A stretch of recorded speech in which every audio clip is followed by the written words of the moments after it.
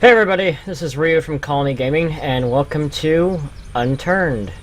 It's a pretty young game. It was made by a gentleman by the name of Nelson Sexton, and he is currently running this game on the Unity engine. I don't know too much about it, but you'll obviously notice that it kind of resembles Minecraft a little bit. But there are obviously some major differences. Unlike a traditional MMO, this is more based on survival, playing with friends. There is a PvP mode as well, which I'll make a video on that at a later date. But right now we are playing the PvE mode, and I'm hosting the server myself with some friends. And this is our base. As you can see, we have made the USS Haven our current base of operations. We have plenty of beds up here.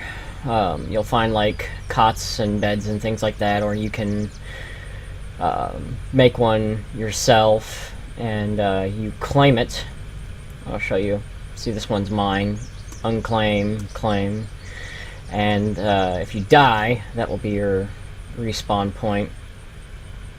So yeah, the objective is pretty straightforward. It's a zombie apocalypse, and your job is to survive. You'll notice at the bottom that I'm not in the best of shape. I have 44% health remaining, and I have the food and water bar you see right there. Those will increase over time, so you have to eat and drink.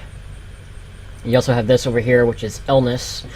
You get illness from being bitten, and if that reaches 100%, you'll start to slowly die. And then, of course, is your stamina bar. Now, throughout the game, you'll find various means of survival through equipment. I have weapons here. You have melee weapons and ranged weapons. Melee weapons, you have this, of course, the katana, which is my personal favorite. You have machetes. You have different kinds of knives. There's golf clubs, baseball bats. There's even a chainsaw that's technically supposed to be a tool, but you can use it to take out some zombies with. It's one of my best friend's favorite weapons. See, there it is, chainsaw. And other than the zombies, the only other mob in the game right now are animals, which is currently deer and pigs, which you can hunt for meat and cook. This is our meat storage. Got some cooked venison and some bacon. I'm gonna go ahead and eat one because I'm kind of sort of starving a little bit. Now, when you first start up the game, one of the first things you're definitely going to want to get, two things actually. You're going to want to get a travel pack, or just a pack of some kind to increase your inventory space, because you're only going to start out being able to carry, I believe it's, is it 3 things or 4 things, Pirate? I can't remember. What was your question?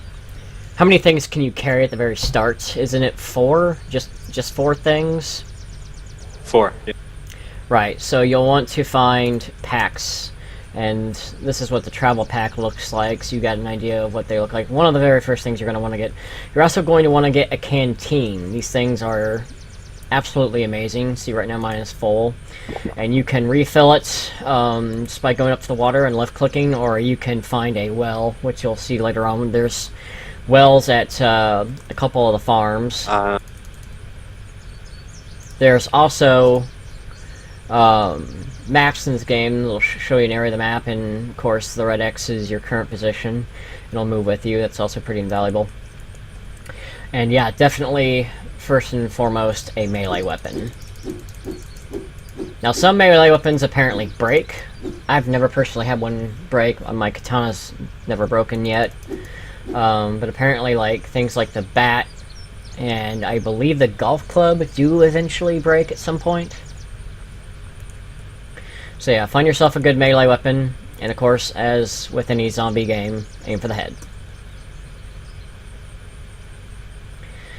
Now, as far as my health and my sickness goes, there are all different kinds of medicines out there that can heal you. You have antibiotics, which heal you for they'll reduce your sickness by 30% and restore 50% health.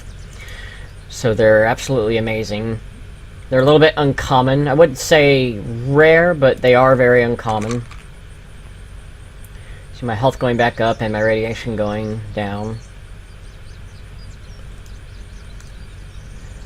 One of the, two of the rarest medicines out there, or healing kits, is the blood bag, which will heal you for 100%.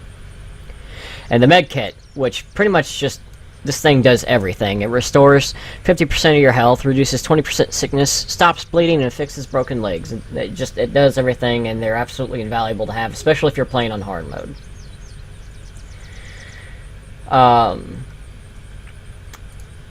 Now, with the raw meat here, you're going to want to build a campfire, which I believe is 3 or 4 stones and some sticks. And you just hit F to turn on and off. Now be careful, do not step in the fire, it will hurt you badly. And you'll just go into crafting here once you got some meat. So you got 4 raw venison here. Gonna turn on the switch to fire. This is regular crafting with your hands, I guess, and then of course the fire. You don't need anything with the meat, you just cook the meat, and the venison restores a pretty good amount of your health. I'm gonna go down the base here. We actually, you're not really supposed to make a base here. You're supposed to build a base out in the wilderness, but we took over the Haven anyways and made it our own. If you do make a base here at Haven, you're gonna want to build a ladder kind of like this, because the zombies do spawn down here, and you don't want to necessarily get mauled. So at the beginning we put some barriers up to help us out with that, so we have a chance when we turn around when we got to the bottom. But then we made this thing. Gives us an advantage. You can see I've put torches just absolutely everywhere to kind of light up the place. Now obviously throughout the game there's going to be just all different kinds of things. Some kinds of foods, canned cola, just whatever you can scavenge up. Now you're going to find moldy food like this moldy orange juice. And I can show you, that was pirate smacking me. Thankfully I have PvP turned off on the server, so I'll be alright. Now with moldy food, what you can do is you can get some purification tablets. Typically I find them in pharmacies. And you go to crafting. I believe that would go in tool if I'm not mistaken. Perhaps not. Perhaps try this. Purification tablet, moldy food. There you go. Now the orange juice is no longer moldy. Now if you eat anything that's moldy or drink anything that's moldy, it will recover some of your food bar here, but you will gain some radiation poisoning from eating that. Infection.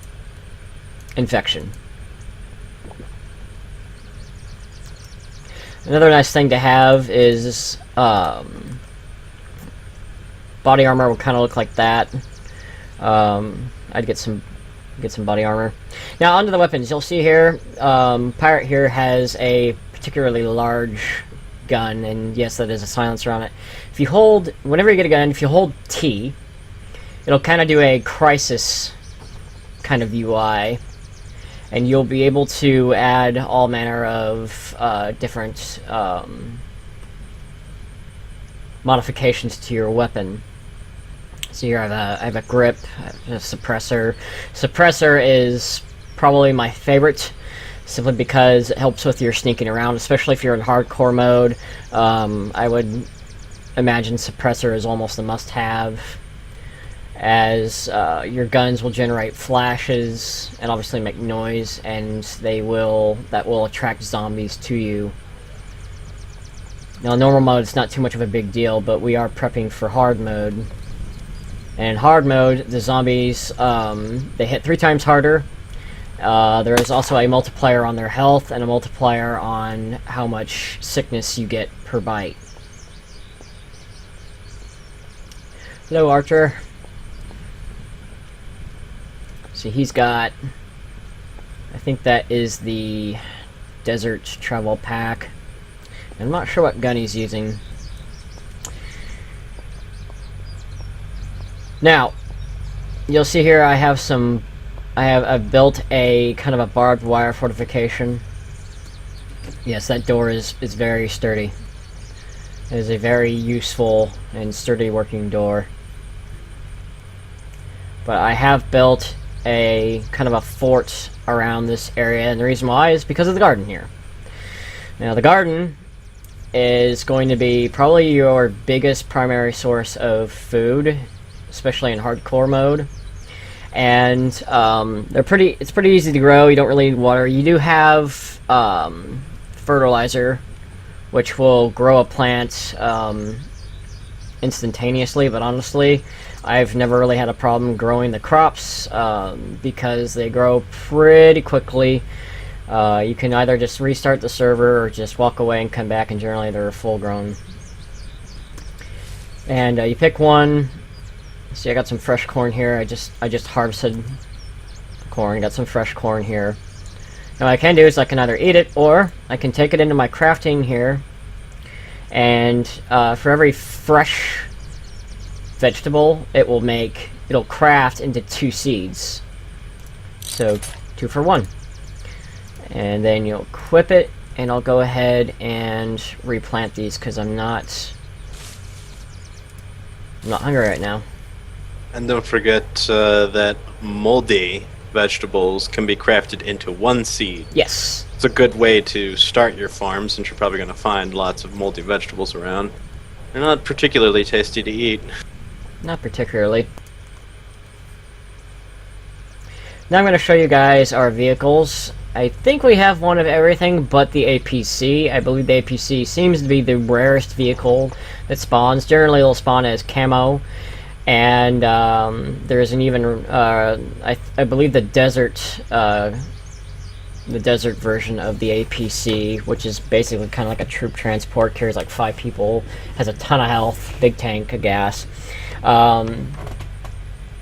It seems to be the rarest vehicle in the game. Anyways, here is our fire truck, which will seat 2 people. Its max speed is 39 kilometers. And its gas capacity is 200. Has a pretty good amount of health. I don't know how much health per vehicle yet.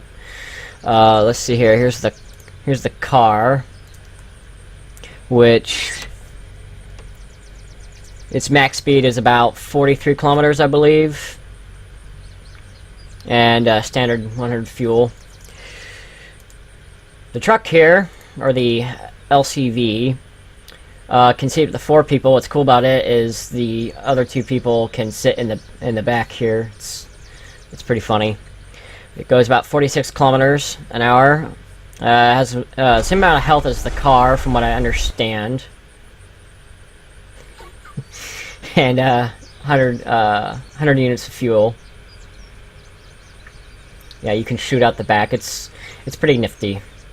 And here is my favorite, and in the best color, of course, a pink roadster. You cannot beat this thing. It is the fastest vehicle in the game, at going 72 kilometers an hour. It only has a gas capacity of 100, and it has pretty low health. It only seats 2 people, but it's incredibly fast. It eats up a lot of gas, but if you're needing to get from point A to point B as fast as you possibly can, can't beat the Roadster. It's amazing. Love that car. Now we're on to the Humvees. Now I believe there's only 2 versions of the Humvee. The green camouflage, or I guess that's just forest, whatever. And the desert Humvee, which is oddly, actually, I think it's smaller than the green one for some reason. Or maybe I'm going crazy.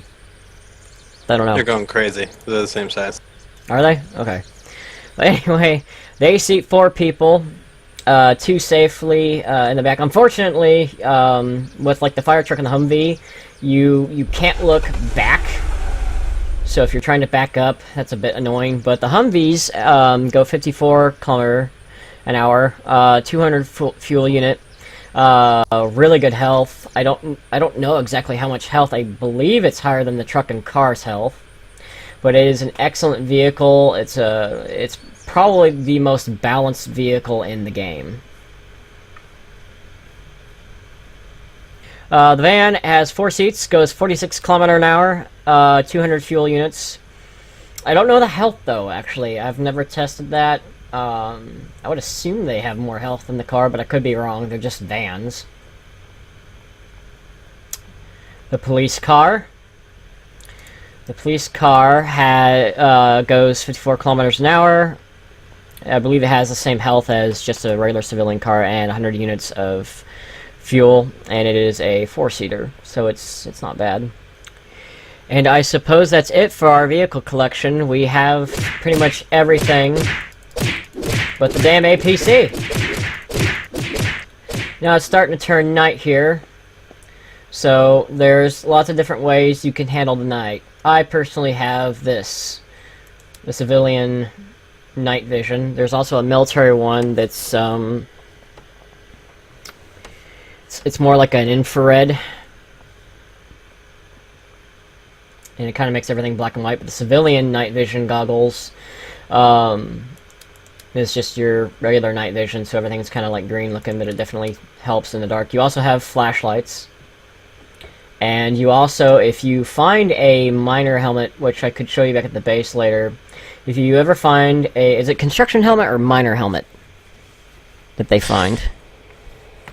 You craft together a construction helmet and a torch, which is a flashlight. Right. And that makes a miner's helmet. Which you can turn that off with the same button you would use on the flashlight and the night vision, which currently I have set to 6 because there's no hotkey for 6. I'm currently using the rucksack, which is the largest inventory spaced bag you can get in the game, which also gives you the 5th hotkey. No other bag, I believe, in the game right now allows you to have 5 hotkeys other than the rucksack. So the rucksack is the best one to get, solely just because of that, because you have another hotkey you can use. If you're just starting off and you see a clothing store, you can convert clothes to any clothes you find. You can convert to cloth, and if you keep converting cloth, you can make bandages for yourself early on for health. Okay, well, I say we need to test out the firearms. Shall we go out on zombie raid?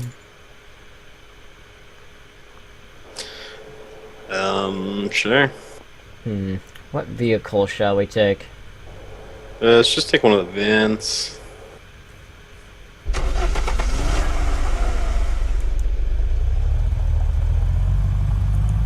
Let's see, we're at 18%. Now you'll see here on the vehicle, you have the gas gauge down there, and then the fuel tank. Right now we're running on 16%. So we're a little bit low on fuel, but that's why you have these gas cans. And I can show you a little bit here later how to refuel your car with these. There's fuel tanks throughout the game that you can walk up to and just left click using a gas tank. You'll fill this up, and then you can refill your car with the gas can. But the gas tanks have infinite fuel, so you don't have to worry about that. You just have to get to them. So getting fuel is not too big of a deal. I'll show you that now, actually. So right now this thing's full. Go ahead and fill it up. Oh, there's a zombie. Nope. Okay.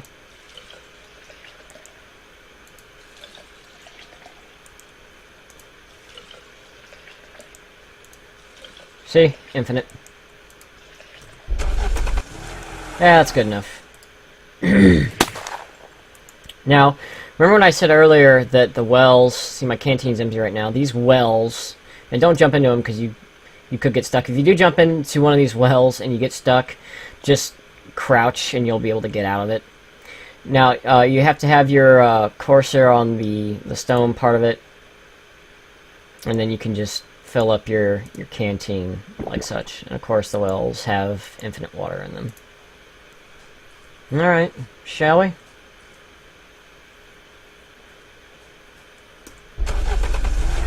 Oops, you wanna drive? You know, considering your track record. Yes, I have accidentally blown up a truck, and I drove our first roadster into the water. I underestimated its acceleration.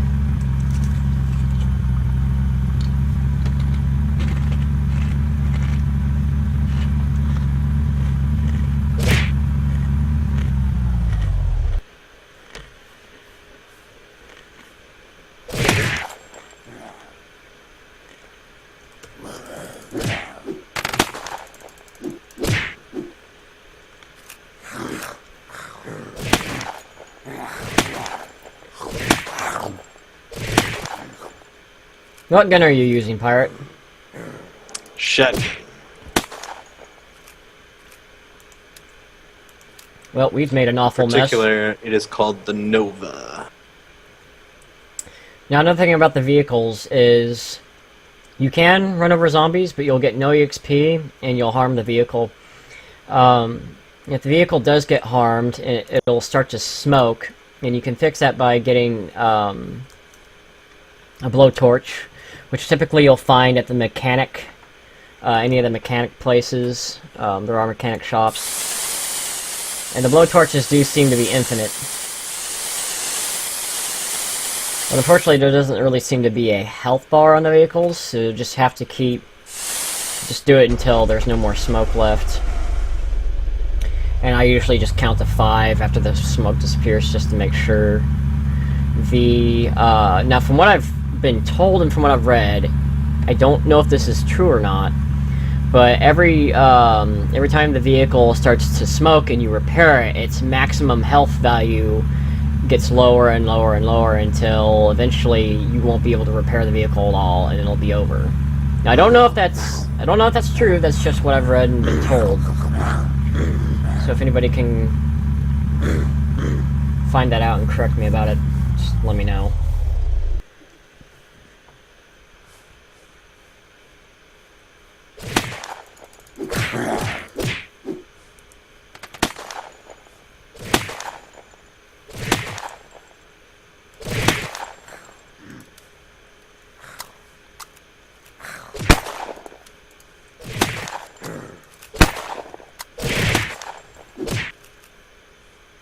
Now, you saw I just meleeed him with my shotgun, and I actually have a bayonet on my shotgun, which I just hit F, in case I need to melee. I think it's useful on the shotguns anyways. Because as you can see, it's like a one-shot reload. Same thing with the outfield. It's not bad to have a bayonet on the outfield, although I still would prefer like maybe either a suppressor or a tactical light. But bayonet on the outfields makes perfect sense too. Basically anything that's pretty much one-shot reload, bayonet's good on. Fire station, typically you would have a fire truck here. So you got these road flares randomly throughout the game. Not entirely sure what their purpose is, really. Oh, light. Just like the chem lights. It's basically just a little bit of portable light. Now here's the flashlight, or as in this case they're called torches in this game. Starting out, definitely get a torch. And put that on one of your hotkeys. You will need it at night. Well, not necessarily. Oh. It's kind of a point of preference. Some people can see at night easier than others in this game. Mm-hmm. So some people will want true. to wear things like night vision and whatnot. Whereas I, for example, I don't run with any light creating source. I can actually see pretty well. And I have not adjusted my brightness, but that is always an option if you want to. You can always just turn up brightness and you'll be able to see a little bit better at night. But again, it's all personal preference, really. You'll have to see for yourself whether you want to use a slot with that or maybe just look cool wearing something in the hat slot other than, say, a miner's helmet or NVGs. Now, I should say there are two kinds of zombies in this game right now. Just, the regular walkers and the crawlers. Now, the crawlers are the ones, obviously they're crawling on the ground. They are generally faster than the walkers for some strange reason. And they can be a bit annoying to kill. Also, with the clothing, like, here's a doctor's coat. There are sets of clothing that, all match together. Like, you can dress up as a doctor, you can dress up as a lumberjack, construction worker, you can even dress up as a ninja. We have the ninja set back at base. What are you dressed as right now? You kind of look like... I'm wearing a ghillie suit with the forest armor. So it matches. There's also a ghillie helmet, I believe. Yeah, I'm wearing the ghillie headpiece right now. Oh, you are? Okay. Basically the ghillie suit is more or less the ninja suit, just in green. Right. They're pretty much exactly the same with the exception of color. And if you want to wear those, just for the ghillie suit, wear the forest armor, because it matches the same color. And if you're wearing the ninja suit, if you happen to find it, wear the police armor, because it's black and it'll match the suit. There are also binoculars in this game, but once you get like an outfield or anything that can use a scope, you can just kind of use the scope as your binoculars in case you need to scout out a town from a distance and try and build a strategy of how you're going to enter the town. Yeah, see right there's binoculars. Stick, a work light, see a handsaw. A handsaw with some boards. You can cut a tree down. Cutting trees down will also get you EXP. If you get like a chainsaw or just something to cut down a tree with, an axe, a fire axe, anything, that can give you some easier to get EXP if you need to starting out. And what you do with the experience points is, I should have shown this earlier, but I'll go ahead and do it now, is skills. And as you can see, I've got everything maxed out but my sneaky beaky. And they're all pretty much self-explanatory. The survival, slower starvation, and dehydration. Because if any one of these gets to 100%, you will start to die. Endurance, greater stamina, and agility. Now, what it doesn't say is, if you don't have endurance maxed out, jumping does cost some stamina there on the bottom right. But if you have it maxed out, jumping no longer costs stamina. So that's nice. Starting out, I think it costs like 10 stamina, I believe. Yeah, your sneaky beaky, pretty self-explanatory, less aggro and noise. So that's definitely pretty helpful starting out. Marksman, better accuracy and recoil.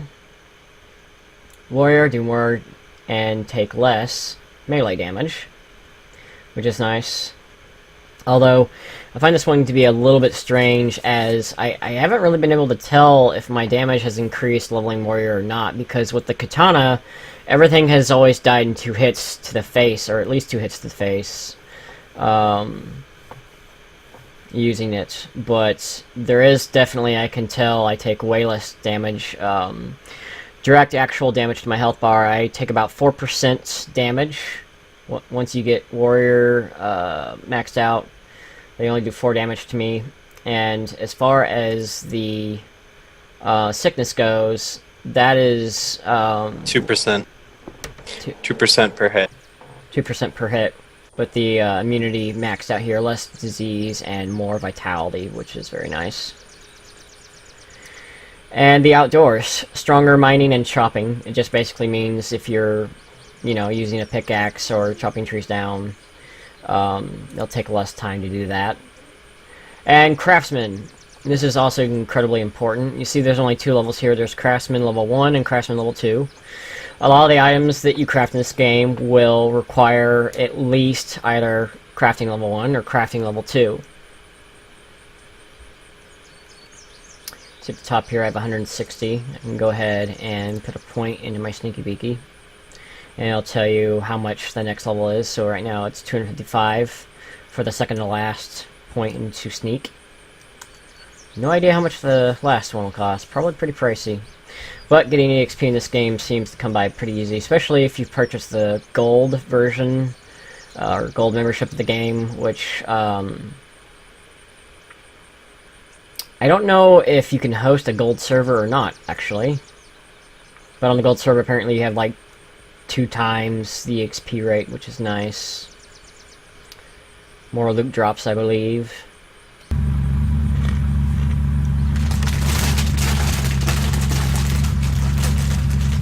Obviously, Ryan's character got hungry in real life, and he had to eat a bag of chips to lower that hunger meter.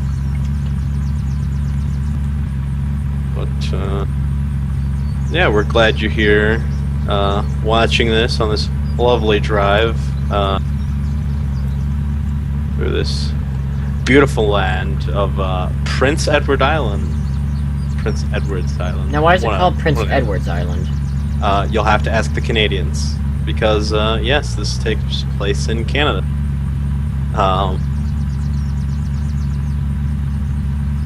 Bananas. These are $4.99. These are Canadian zombies, and as you will see when we get over to the military base, the nationality patches on the uniforms that the military zombies wear is essentially that of the Canadian flag, minus the maple leaf in the center. But this is, you'll also see the Canadian flag here. This is the military base. Yes, all the zombies here are essentially wearing military gear, and they generally take a little more hits than any of the other zombies, mainly because of their armor. But again, aim for the head, and you're gonna negate most of their armor. The military zombies also tend to give you more experience than any of the other zombies. You usually get somewhere between 4 and 6 experience per kill.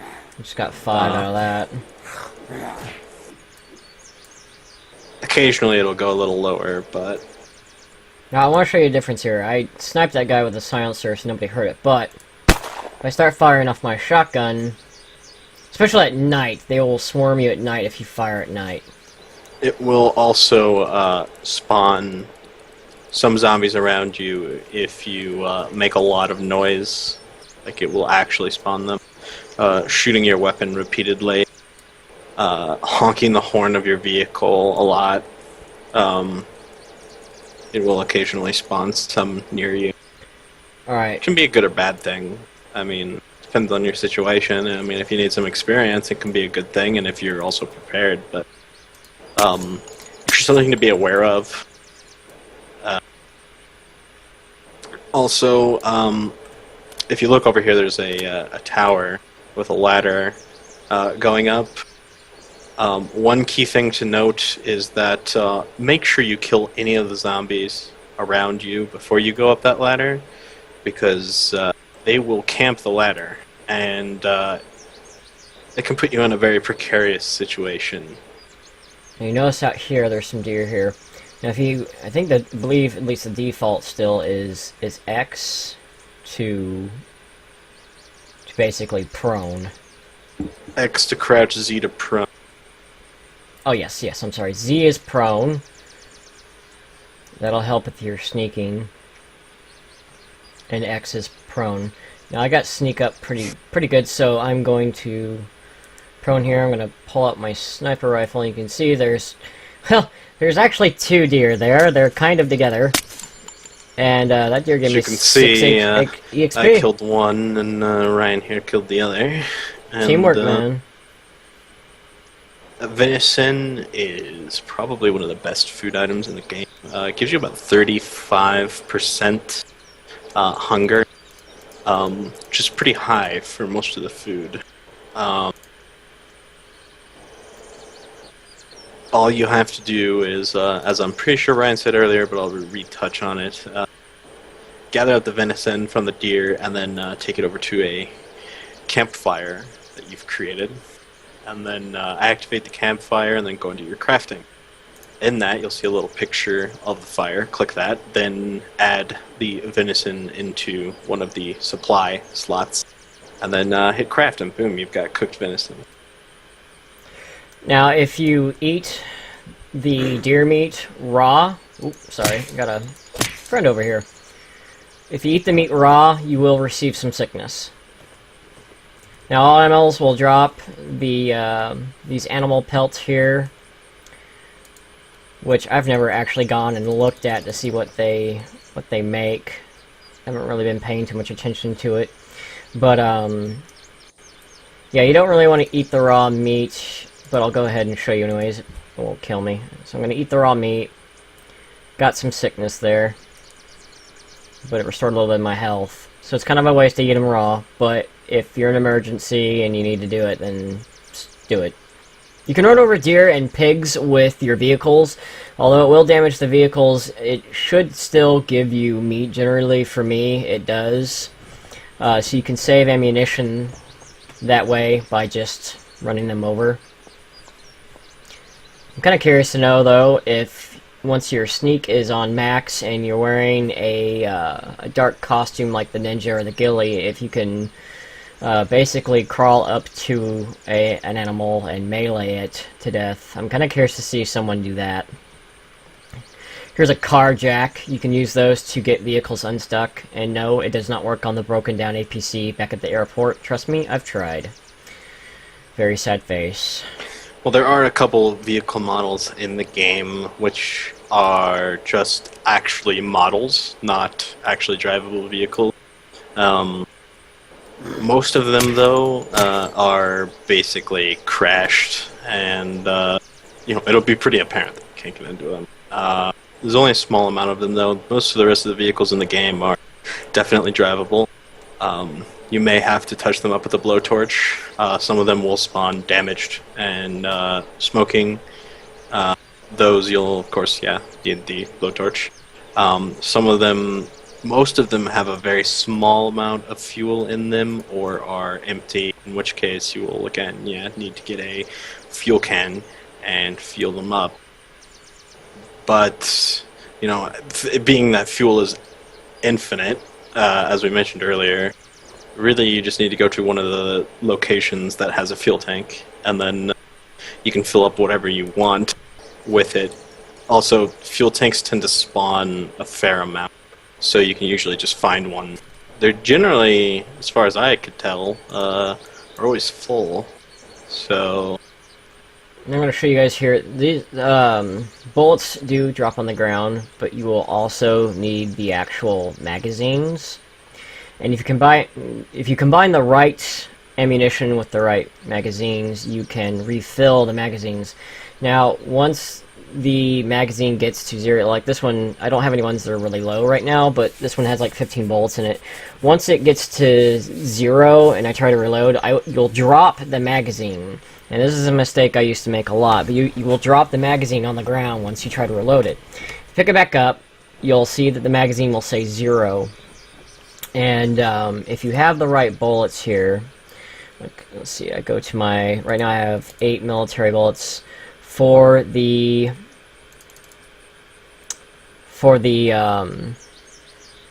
Swiss square, am I pronouncing that right? I cannot pronounce these words. close enough. Yeah, close enough. This gun requires the NATO magazines, and to refill the NATO magazines, you need at least 2 military bullets. So you do that, and it'll refill it back up to 30. See that? This is your result. This is the result area. The result, tools, and then 2 supply. Now that is for the higher grade military weapons, which are much rarer, utilizing ammo like magazines like NATO magazines, PDW, Yuri, Savage. Tracer. Those will require 2 boxes of the military bullets plus an empty magazine to craft. However, some of the earlier weapons, like the Mosin or the Outfield, and the pistols, they require civilian bullets, but it only will require 1 box of civilian bullets per 1 empty magazine. So they're a little less. Well, it's a little easier to get more ammo, put it that way. But that's kind of an obvious balance thing, because the higher end weapons are exactly that, higher end. More destructive. You have far more shots per magazine, and you generally are able to put far more attachments on. But that's just kind of the trade-off there. As far as the grips go, I'm using the vertical grip right now. There's also an angle grip, and they do different things. The vertical grip obviously reduces the recoil vertically, angle horizontally. Let's see, a suppressor, there's a flash hider, there's also a tactical light, there's a 6 zoom scope, and apparently there's a 7, correct? Are you using the 7 right now on that one? Yeah, the 7 is modeled after the PSO sight in real life. I also have a bipod on my Mosin here, that. as well as a suppressor. That is amazing. But that's what I have the... hang on. I have a holographic sight on the Maple Strike here. And you can actually see all the modifications on the guns. It's I have so a cool. red dot sight on my shotgun. Can you see the bayonet on the shotgun? Yeah.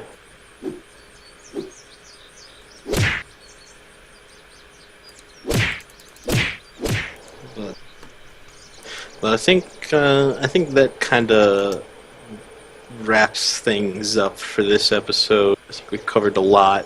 One more thing though, if you're playing on hard mode, do not come to this area unprepared. This is one of the most dangerous areas in the game, as you can see. Oh god, I can't kill him. Oh, there we go.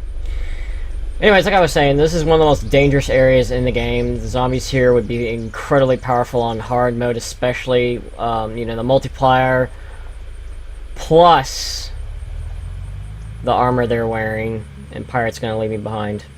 Makes them incredibly dangerous. So don't come here unless you are well armed. Anyways, guys, I guess that wraps this up. We're gonna return to base and drop off our equipment, and we will... Yes. We are currently gonna return to base here. No, no, no, no, no, no, no, no, no, no, no!